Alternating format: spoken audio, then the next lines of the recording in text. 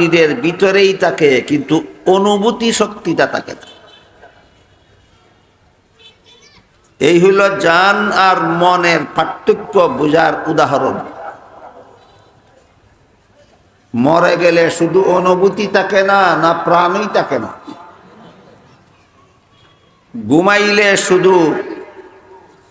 ঘুমাইলে প্রাণ থাকে না, না শুধু অনুভূতি থাকে না। ঘুমাইলে যেটা থাকে না এটার নাম মন, আর মরলে যেটা থাকে না এটার নাম জান। মানুষের এই মনটাকে কোরআনের ভাষায় বলা হয় নফস। আমরা বাংলা ভাষায় যেই জিনিসটাকে মন বলি, কোরআনের ভাষায় এটাকে বলে নফস। মানুষের মন বা নফস কৃষকের ক্ষেতের মতো। কৃষক যদি তার ক্ষেতে চাষাবাদ করে না, ফসল ফলায় না, হাল চাষ করে না, তাহলে তার ক্ষেতের মধ্যে কতগুলি আগাছা এমনিতেই জন্ম হয়। যারা গৃহস্থী করার অভ্যাস আছে বলেন, আগাছা ফলাইতে হয় না এমনিই জন্ম হয়? ঠিক তেমনি ভাবে যেসব মানুষ তাদের মনকে আবাদ করে না, এদের মনের মধ্যে কতগুলি কুস্বভাবের আগাছা অটোমেটিকলি জন্ম হয়। ক্ষেত আবাদ না করলে যেমন ভাবে অটোমেটিকলি তার মধ্যে আগাছা জন্ম হয়, তেমনি ভাবে প্রতিটি মানুষ যার যার মনকে আবাদ না করলে এই মনের মধ্যে কতগুলি কুস্বভাবের আগাছা এমনিতেই জন্ম হয়। তারপর ক্ষেতের আগাছা পরিশ্রম করে পরিষ্কার করার পর ফসল এমনিতেই জন্ম হয় না, কতগুলি ফসল ইচ্ছা করে ফলাতে হয়। ঠিক তেমনি ভাবে মনের কুস্বভাবের আগাছাগুলির থেকে মনকে পরিষ্কার করার পর কতগুলি সুস্বভাবের ফসল এমনিই ফলে না, মেহনত করে ফলাতে হয়। উদাহরণ বুঝে থাকলে বলুন, মানুষের মনের অবস্থা বোঝার সহজ উদাহরণ কি? কৃষকের ক্ষেত। মানুষের মনের অবস্থা বোঝার উদাহরণ কৃষকের ক্ষেত। ক্ষেতের যেমন দুই অবস্থা, মানুষের মনেরও দুই অবস্থা। ক্ষেতের এক অবস্থা হইল আবাদ না করলে আগাছা এমনিই ফলে, আর আগাছা পরিষ্কার করার পরে ফসল এমনিই ফলে না, ফলাতে হয়। ঠিক তেমনি ভাবে যে মানুষ তার মনকে আবাদ করে না, তার মনের মধ্যে কতগুলি কুস্বভাব এমনিই জন্ম হয়। এই কুস্বভাবগুলির থেকে মনকে পরিষ্কার করার পরে কিছু সুস্বভাব আছে, এইগুলি এমনিই জন্ম হয় না, ইচ্ছা কইরা চেষ্টা কইরা জন্মাতে হয়। তাহলে উদাহরণের দিক দিয়া মানুষের মন কিসের মতো? কৃষকের ক্ষেতের মতো। যেসব কুস্বভাবের আগাছা মানুষের মনে এমনিই জন্ম হয়, এইগুলি সর্বমোট 10টা। কটা কুস্বভাব মানুষের মনে এমনিই জন্ম হয়? 10টা। এই কুস্বভাবগুলির থেকে মনকে পরিষ্কার করার পরে যে সমস্ত সুস্বভাবের ফসল মনের ক্ষেতে মেহনত করে ফলাতে হয়, ওই সমস্ত সুস্বভাবও সর্বমোট 10টা। মানুষের মনের কুস্বভাবও 10টা, সুস্বভাবও 10টা। এই 10টা কুস্বভাবের মধ্যে একটা কুস্বভাবের নাম হলো হুব্বে দুনিয়া। এই নামটা মনে রাখেন। মানুষের মনের মধ্যে যতগুলি কুস্বভাব জন্ম হয়, সর্বমোট 10টা, এর মধ্যে একটার নাম হুব্বে দুনিয়া। হুব্বে দুনিয়ার বাংলা অর্থ হইল দুনিয়া বুক করার লালসা, দুনিয়াকে উপভোগ করার লালসা।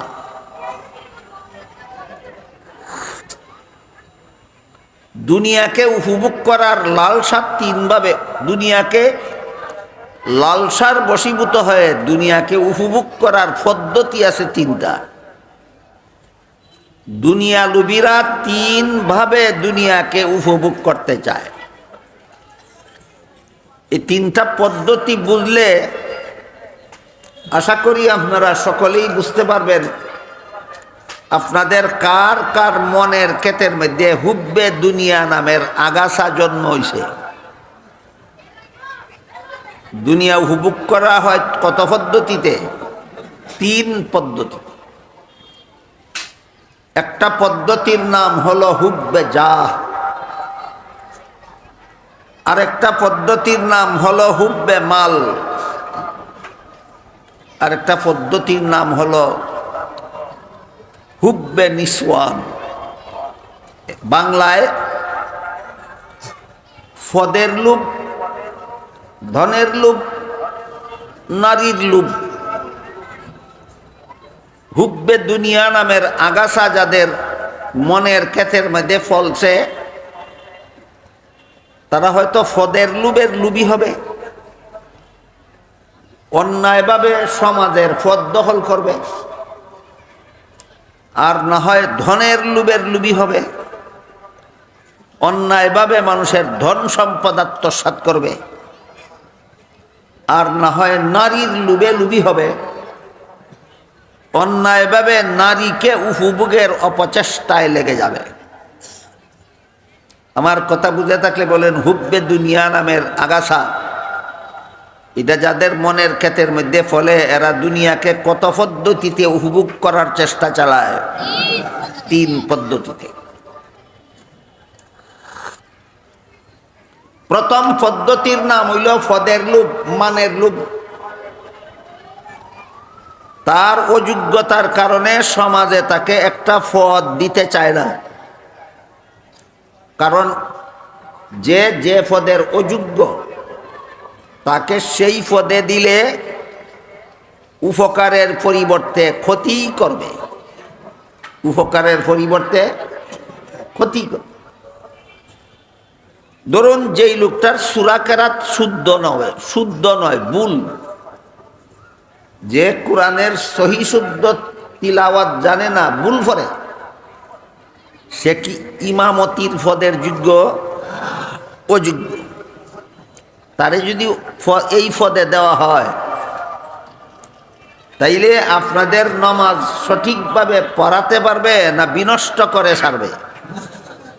তাহলে অযোগ্যরে পদে দিলে কি হয়? উপকারের পরিবর্তে ক্ষতি হয়, উপকারের পরিবর্তে ক্ষতি হয়।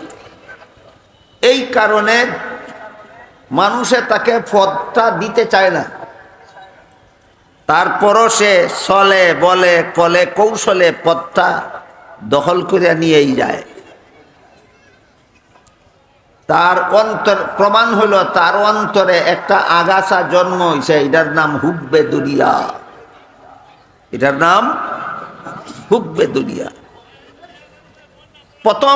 প্রথম পদ্ধতিতে সে দুনিয়ার লোভ চরিতার্থ করতে চায়, এই জন্য অযোগ্য হওয়া সত্ত্বেও মানুষের পদকে সে জুড়ে দখল করে নিয়ে যায়। এই ধরনের পদ দখলকারী সম্পর্কে হাদিস শরীফে রাসূল করিম সাল্লাল্লাহু আলাইহি ওয়াসাল্লাম বলেন, 3 দল মানুষের প্রতি আল্লাহ কঠিন হাসরের দিনে রহমতের দৃষ্টিতে তাকাবেন না। এর মধ্যে এক দল হলো আম্মা কাউমান ওয়াহুম লাহু কারিহুন। অযোগ্যতার কারণে লোকে তারে পদে দিতে চায় না, কিন্তু সে পদ দখল করে নিয়েই যায়। আল্লাহর রাসূল বলেন, এমন পদ দখলকারীদের প্রতি কঠিন হাসরের বিচারে আল্লাহ দয়া মায়ার দৃষ্টিতে তাকাবেন না।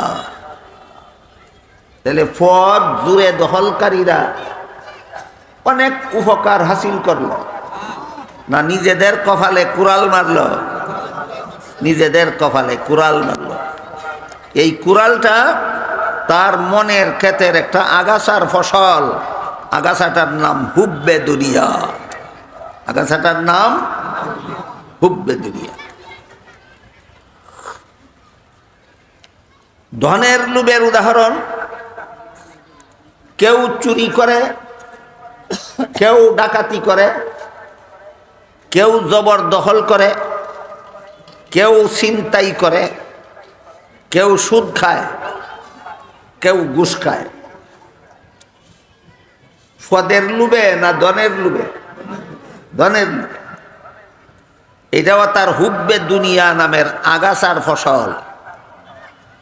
দ্বিতীয় পদ্ধতিতে দুনিয়াকে উপভোগ করতে চায়। চোর হুব্বে দুনিয়া নামের আগাছায় আক্রান্ত, মানুষের মাল অন্যায়ভাবে গ্রহণ করতে চায়। ডাকাত, সুদকুর, ঘুষখোর, এদের মনের ক্ষেতে হুব্বে দুনিয়া নামের আগাছা ফলে গেছে।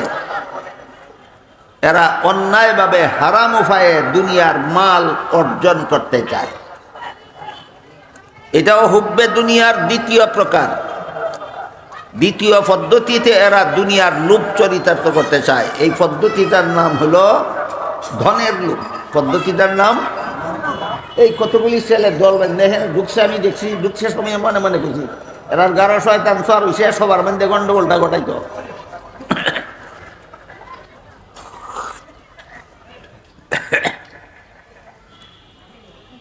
শয়তানে যখন দেখে মানুষ কোরআন হাদিসের কথা বুঝা লাইতেছে,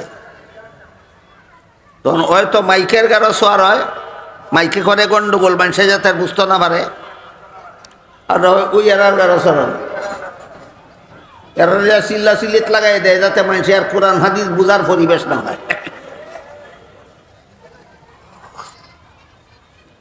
এই ব্যাপারে কর্তৃপক্ষের সবসময় সচেতন থাকতে হবে। লাখ লাখ টাকা খরচ করে আয়োজন করেছেন মানুষকে শুধু কোরআন হাদিসের কথা বুঝাবার জন্য। শয়তান মাইকের গারো সোয়ার ইয়া যেন এটা নষ্ট করতে না পারে, বিকল্প হিসাবে জেনারেটর রাখবেন। লক্ষ লক্ষ টাকা খরচ করেছেন মানুষকে কোরআন হাদিসের কথা বুঝাবার জন্য। শয়তান যেন শুক্রা ফুলাফানের গারো সোয়ার ইয়া এটা বিনষ্ট করতে না পারে, ওদেরকে কন্ট্রোল করার জন্য ভলান্টিয়ার বাহিনী রাখবেন।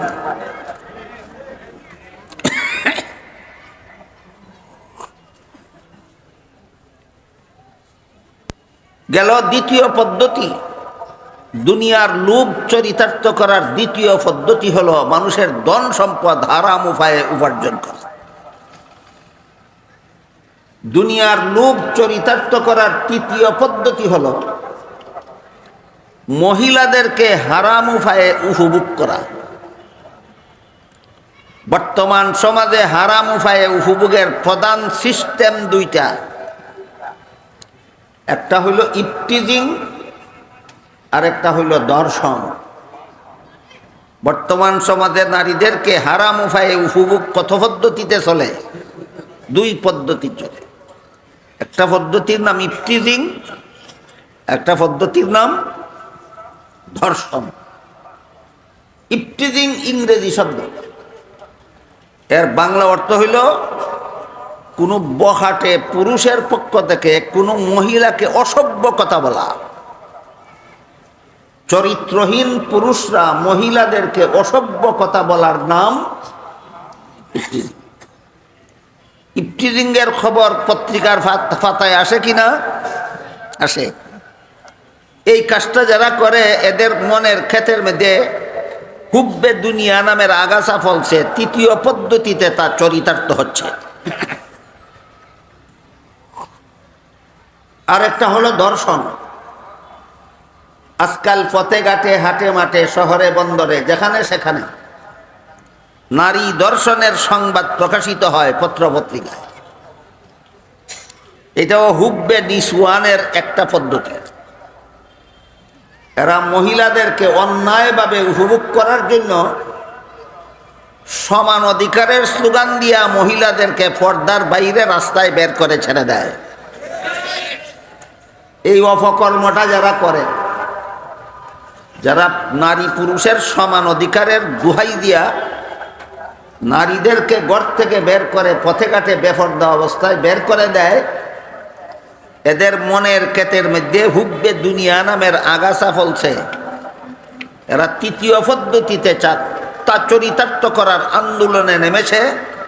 কোন স্লোগানের মাধ্যমে? নারী পুরুষ সমান অধিকারের স্লোগানের মাধ্যমে। হাদিস শরীফে রাসূল করিম সাল্লাল্লাহু আলাইহি ওয়াসাল্লাম বলেছেন, পুরুষের পক্ষ থেকে নারীদেরকে অন্যায়ভাবে উপভোগ করার পদ্ধতি সর্বমোট 6টা। কয়টা পদ্ধতি? 6টা পদ্ধতি। 1 নম্বর পদ্ধতি হলো দেখে দেখে উপভোগ করা। এটা কোনো পর্দানিসীন নারীর পক্ষে সম্ভব নয়। নারী যতক্ষণ পর্যন্ত পর্দার আড়ালে থাকে ততক্ষণ পর্যন্ত বেগানা পুরুষ তাকে চোখের দ্বারা উপভোগের সুযোগই হয় না। দ্বিতীয় পদ্ধতি হলো ফালতু কথা বলার মাধ্যমে উপভোগ করা, এটা দেখার পরে হয়। তৃতীয় পদ্ধতি হলো ফালতু কথা শোনার মাধ্যমে উপভোগ করা, এটাও দেখার পরে হয়। চতুর্থ পদ্ধতি হলো শোয়ার মাধ্যমে উপভোগ করা, এটাও দেখা সাক্ষাতের পরে হয়। পঞ্চম পদ্ধতি হলো নির্জন বাস। একটা পুরুষ একটা নারীকে নিয়ে নির্জনে চলে গেল, যেখানে কোনো মানুষে না দেখে, এটাও দেখা সাক্ষাতের পরে হয়। ষষ্ঠ পদ্ধতি হলো পশু হাইওয়ান জানোয়ারের মতো বিয়া ছাড়াই মিলনের মাধ্যমে উপভোগ করা, এটা কত নম্বর?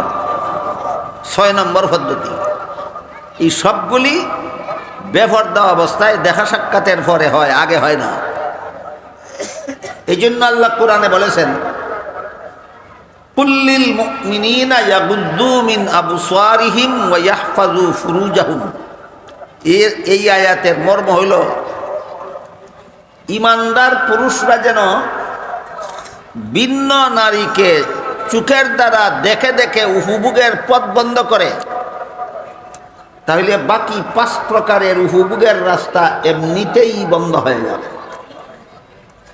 সোজা কথায় চোখের থেকে জিনা শুরু হয়, রাসূল বলেছেন। চোখের জিনার সুযোগ হলে পরে মুখের জিনার সুযোগ হয়, তারপরে কানের জিনার সুযোগ হয়, তারপরে হাতের জিনার সুযোগ হয়, তারপরে পায়ের জিনার সুযোগ হয়, তারপরে লজ্জাস্থানের জিনার সুযোগ হয়। সকল প্রকার জিনার সুযোগ করে দেওয়া হয় বেপরদা হওয়ার মাধ্যমে। কিসের মাধ্যমে? বেপরদা হওয়া। ভিন্ন পুরুষ ভিন্ন নারী যেন কোনো অবস্থাতে বেপরদা অবস্থায় দেখা সাক্ষাৎ না হয়। এজন্য হাদিস শরীফে রাসূল করিম সাল্লাল্লাহু আলাইহি ওয়াসাল্লাম বলেছেন, লাআনাল্লাহুন নাজিরা ওয়াল মানজুরা ইলাইহি। যে মহিলা বেপরদা হইয়া পুরুষকে দেখার সুযোগ দিল তার উপরও আল্লাহর লানত। যে পুরুষে এই সুযোগ গ্রহণ করে মহিলাকে বেপরদা মহিলাকে ইচ্ছা করে দেখল তার উপরও আল্লাহর লানত। পুরুষকে বেপরদা অবস্থায় দেখার সুযোগ দেয় পর্দানিসীন মহিলারা না বেপরদা মহিলারা? এদের উপর আল্লাহর লানত। আর মহিলা বেপরদা হওয়ার পরে পুরুষরা দেখার সুযোগ পায়, এই সুযোগটা যারা গ্রহণ করে তাদের উপরও আল্লাহর লানত। এই জন্য ইসলামের বিধানে ভিন্ন নারী ভিন্ন পুরুষের মধ্যকার পর্দা রক্ষা করা ফরজ। বেগানা নারী বেগানা পুরুষের মধ্যে পর্দা রক্ষা করা ইসলামের বিধানে ফরজ। 5 বেলার নামাজ পড়া যেমন ফরজ, রমজান মাসে রোজা রাখা যেমন ফরজ, ভিন্ন নারী ভিন্ন পুরুষের মধ্যে পর্দা রক্ষা করা তেমন ফরজ। এই শরীয়তের এই বিধান, ইসলামের এই বিধানকে লঙ্ঘন করার চরিত্রহীনরা বহুমুখী কৌশল অবলম্বন করেছে। কেউ সমান অধিকারের নামে মহিলাদেরকে বেপরদা করে রাস্তায় নিয়ে দেখার সুযোগ করে নিয়েছে, আর কেউ ফির মুরিদির মাধ্যমে। ফির নাকি মুরিদ মহিলাদের বাবা, আর মুরিদ মহিলারা নাকি ফিরের সন্তান। কাজেই বাবার সাথে সন্তানের পর্দা ফরজ নয়। বন্ড ফিরের দল এমন কথা বলে তাদের মুরিদ মহিলাদেরকে নিয়ে বেপর্দা চলে। অথচ আজ থেকে ১৫০০ বছর আগে আল্লাহ রসুল বলে দিছেন, যেই মহিলা বেপর্দা হইয়া এই ফিরের সামনে গেল, এই মহিলাটার উপরে আল্লাহর লানত। যেই ফিরে মহিলাটারে বাবা আর সন্তানের দুহাই দিয়া বেপর্দা করিয়া দেখলো, এই ফিরের উপরেও আল্লাহর লানত। মুরিদ মহিলার প্রতিও আল্লাহর লানত, এই মহিলার পীরের প্রতিও আল্লাহর লানত। কি কারণে? ফর্দার, ইসলামের ফর্দার ফরজ বিধান লঙ্ঘন করার কারণে। এই লঙ্ঘনটা করাটা হইল তৃতীয় পদ্ধতি। কোন আগাছার ফসল? হুব্বে দুনিয়া নামের আগাছার ফসল। সুতরাং যে পীর শুধু মুরিদ হওয়ার কারণে মহিলাকে বেপর্দা চলতে দেয়, যে পীর মুরিদ মহিলার সাথে বেপর্দা অবস্থায় দেখা সাক্ষাৎ করে, কথাবার্তা বলে, এই পীর পীর নয়, পীর নামের ভণ্ড। এই সমস্ত ভণ্ডদের কাছে কোনো পুরুষ মুরিদ হলে, এই সমস্ত ভণ্ডদের কাছে কোনো মহিলা মুরিদ হলে মারিফত পাইবে দূরের কথা, মারিফতের গন্ধ পাবে না। এই ভণ্ডামি আমাদের সমাজে কেন চলে? কারণ মনের ক্ষেতের আগাছা পরিষ্কার করার পদ্ধতি জোরদারভাবে এই সমাজে চালু নাই। জোরদারভাবে এই সমাজে ভণ্ড পীরের ভণ্ডামি চালু আছে। শরীয়তের ঘোষিত এই সমস্ত হারাম কাজ আগে নিজেদের ভণ্ড মুরিদানের মাধ্যমে, আগে নিজেদের ভক্ত মুরিদের মধ্যে প্রচার করার দ্বারা গোটা সমাজে প্রচার করে এই সমস্ত ভণ্ডরা দুনিয়াকে হারাম উপায়ে উপভোগ করতে চায়। যা হুব্বে দুনিয়া নামের আগাছার ফসল। কি নামের আগাছার ফসল? এই ব্যাপারে যদি কোনো আলেম কুরআন হাদিসের কথা বলেন, আল্লাহ এবং আল্লাহর রসুলের কথা বলেন, হালাল হারামের কথা বলেন, তাদের মুরিদরা গিয়া তাদের পীরের কাছে বলে। বাবা পীর সাহেব কেবলা ব্রাহ্মণবাড়িয়ার আর কি নাম মাধবপুরের ইসলামী সম্মেলনে একজন হুজুর বলে গেছেন, পীরের সাথে মুরিদ মহিলার বেপর্দা চলা হারাম। পীরের জন্য মুরিদ মহিলাকে দেখা হারাম। তখন তো এই মহিলার মুখ বন্ধ করতে হবে। মুরিদানের মুখ বন্ধ করার জন্য বন্ড পীরেরা বলে, মৌলবীরা হারাম বলবেই, তারা শরীয়তপন্থী।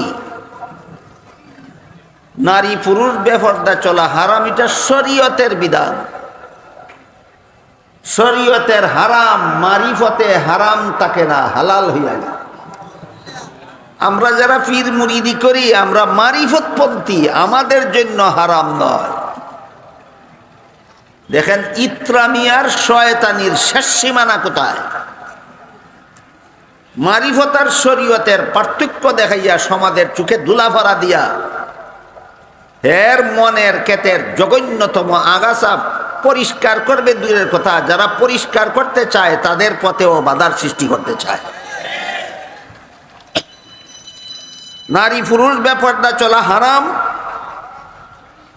শরীয়তে, মারিফতে হারাম নয়। গান হারাম শরীয়তে, মারিফতে গান হারাম নয়। বাজনা হারাম শরীয়তে, মারিফতে বাজনা হারাম নয়। আল্লাহ ছাড়া আর কাউকে সেজদা করা শরীয়তে হারাম। মারিফতে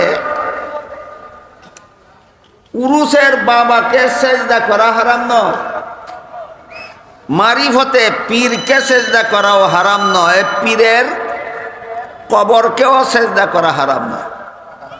তাতে মৌলবীরা হারাম হারাম বলবে, কারণ এটা শরীয়তপন্থী, শরীয়তে হারাম হই। আমরা শরীয়তপন্থী নই, আমরা মারিফতপন্থী। শরীয়তের হারাম মারিফতে হারাম থাকে না, কাজেই তাদের জন্য হারাম, আমাদের জন্য হালাল। দিলনি একটা বিভেদ সৃষ্টি করিয়া। এই জন্য এই বিভেদের শয়তানি যুক্তির জবাব দেওয়ার আগে আমি যুক্তির জবাবে একটা যুক্তি দিতে চাই। সেটা হলো, শরীয়তের হারাম যদি মারিফতে হালাল হইয়া যায়, তাইলে শরীয়তের বিধান মতে গোবর খাওয়া হারাম, যা মৌলবীদের জন্য, ওরা শরীয়তপন্থী। তোমরা ফিরের দল তো মারিফতপন্থী, তোমাদের জন্য তো গোবর খাওয়া হারাম না। ভাত না খাইয়া গোবর খাওয়া ফির।